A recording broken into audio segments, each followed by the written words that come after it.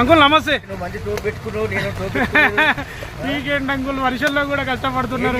కష్టంలో రేట్ ఎక్కువ ఉన్నది ఇక్కడ, అదే ఎక్కువ ఉంది. పోలీసు అని వచ్చి నన్ను ఇప్పుడు కొత్తిమీర నాకు 23కి ఇస్తావు అయ్యావా, నేను పెద్ద ఆఫీసర్ని, నాకు 23కి ఇస్తావు అయ్యావా అని చెప్పి నా తోడు సార్ ప్లీజ్ సార్ పొద్దున రాత్రి 3 గంటలకు లేచిపోయినా నేను, మా రేట్ ఎక్కువ లేదు దొరకలేదు సార్ అని అంటే, అరే లంజవాడకి రోడ్డు మీద బతున్నా నీకు బుద్ధ బాగా పలిచిపోయిందిరా, నీ అమ్మని నేను ఇక్కడి నుంచి లేపేస్తారా అని అన్నాడు నన్ను పట్టుకొని.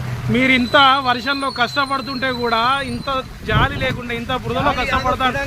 జాలి కాదు, అమ్మని తింటాను 3 సార్లు అన్నది, ఒక్కసారి 2 సార్లు కాదు.